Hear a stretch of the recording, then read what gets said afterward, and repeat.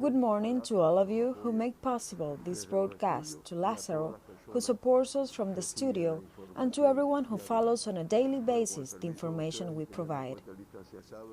We have today 172 COVID patients admitted to our hospitals, 4 under medical supervision, 130 are suspects, and 38 are confirmed active cases. In our primary healthcare system, our professionals and specialists follow up 237 people. Yesterday, we managed to process more than 3,002 samples, and 4 people tested positive for COVID-19. At the Molecular Biology Laboratory of Tropical Medicine Institute Pedro Curi, 1,122 samples were processed. At the Provincial Center of Hygiene, Epidemiology and Microbiology of Havana, 562. At Villa Claras, 326.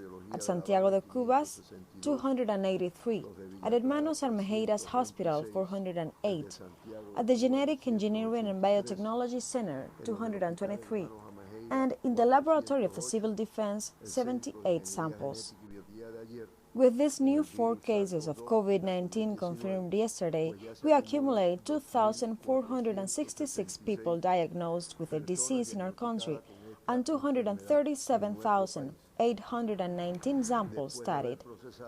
All of our provinces managed to process samples, the highest figure being in Havana, with 2,081, in Villa Clara 122, in Ciego de Ávila 64, in Camagüey 62, in Las Tunas 145, in Holguín 103, in Santiago de Cuba 210. And as you may realize, these are high figures of processed samples in each territory. The 4 people diagnosed yesterday are Cuban. 2 of them are confirmed case contacts, for a cumulative of 2,138 diagnosed people, 88.2% of positive cases being confirmed case contacts.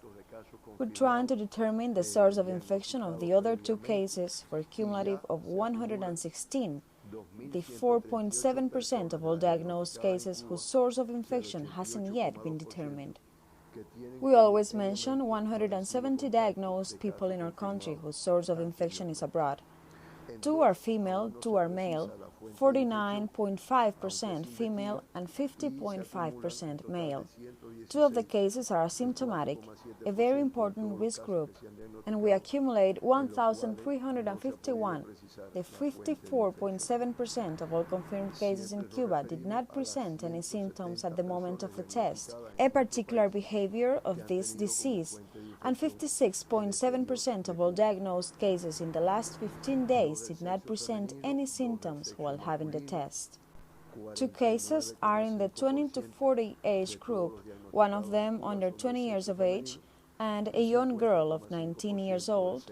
There's 1 case that belongs to the 40 to 60 age group. The 4 cases are from Havana province, 1 from Havana del Este, 1 from La Lisa, and 2 from Arroyo Naranjo. These 2 are confirmed case contacts. According to the rate of confirmed cases in our country per 100,000 inhabitants, Artemisa moves into first place with 2.52%, similar to yesterday. As you may recall, we informed yesterday the incident occurred in Bauta municipality in Artemisa province, which accumulated 13 confirmed cases. So yesterday, the National Temporary Committee in the Artemisa's Provincial Defense Council decided to open a focus of transmission in this territory, so it would be the 4th focus of infection we have in our country, 3 in Havana, 2 of them in Centro Habana and 1 in El Cerro, and now we have this other focus in Bauta, in Artemisa province. Once it was decided it would be a new focus of transmission, a series of protection measures were adopted, like the ones accomplished in Havana's territories, which have had the appropriate treatment, and it's important to remark that we have not confirmed any new cases since July 14th, more than a week now. However, we keep on working based on these restriction measures. In Bauta, Artemisa, a group of measures have also been adopted by the Provincial Defense Council, and they're trying to define the highest number of people related to an indisciplined behavior that took place in this municipality. I repeat, This situation causes Artemisa province to have the highest rate of confirmed cases per 100,000 inhabitants, with 2.52%, and the Havana province, similar to the one showed yesterday, of 2.15%, and Villa Clara with one confirmed case, 0.13. We reiterate that 12 provinces and the Isle of Youth municipality remain free of COVID-19 cases so far for more than 2 months.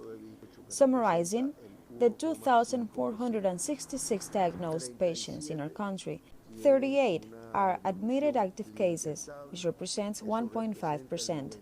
37 of them present a stable clinical evolution for the 97.3% of all confirmed cases.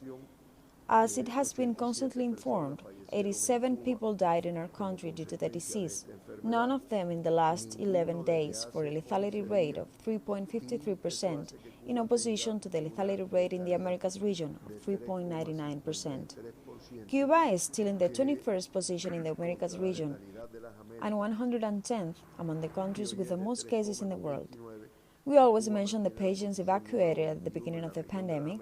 A positive indicator, yesterday 13 people were discharged for a cumulative of 2,339 people of the 2,466 diagnosed patients, which means that the 94.9% are clinically recovered and most of them are back to their regular activities. We still have one patient in critical condition admitted to the Dr. Luis Diaz Soto Hospital, but is still stable critical condition. However, all the treatment protocols are being applied in order to avoid any possible complications. We would appreciate if Lillian helps us show a chart that provides the current behavior of the disease. Summarizing, we wanted to show, supported by the geographer of the Monitoring Center with a master's degree in sciences, Ángel Germán, the accumulated figure of confirmed cases.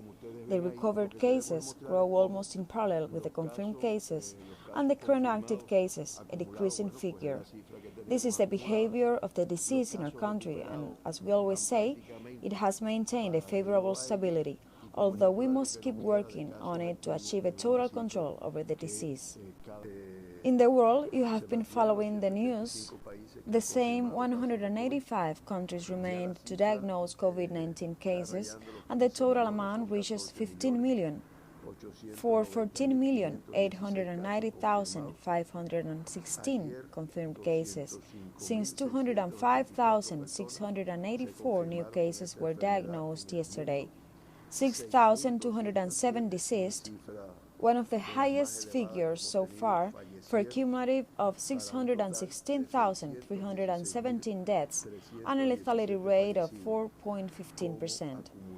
The region of the Americas already represents the 53.47% of all confirmed cases in the world, with a figure that reaches 8 million, which is 7,962,784 confirmed cases. Of the more than 205,000 confirmed cases in the world, the Americas reported 140,579, which represents the 53.47% of all cases in the world. Of the 6,207 deaths in the world, 4,182 belong to the Americas region, for a cumulative of 318,195 deceased, and a lethality rate of 3.99%. Before handing over to Dr. Abel to formulate the questions, I've been talking a few days ago about the vaccine process. Yesterday, we carried out a virtual session at the headquarters of the American Health Organization in our country, where a number of indications were given by this organization related to the upcoming effective vaccine that may not provoke any side effects or complications, and at the same time will allow the patient to create antibodies to be protected against the disease. We endorse the opinion that the vaccine must be ready for next year, perhaps between January and February 2021. It was remarked that this will help in the control of the disease, but will not be the only tool. We will have the vaccine, but will also continue implementing the protection measures. I mention this important news because we have the information that the United States government hired Pfizer Enterprise, a worldwide pharmaceutical service provider, for 100 million doses of the vaccine, and also announced they're able to purchase 500 million doses under the same contract.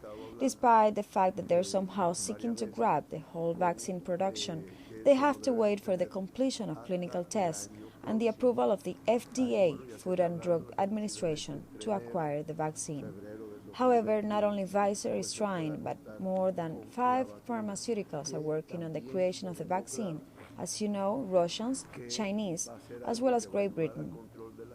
However, the WHO and the American Health Organization are seeking ways to open access to this medication to all of the countries in the world. That, as has been said, does not imply the only solution, since it must be supported by a series of protection measures.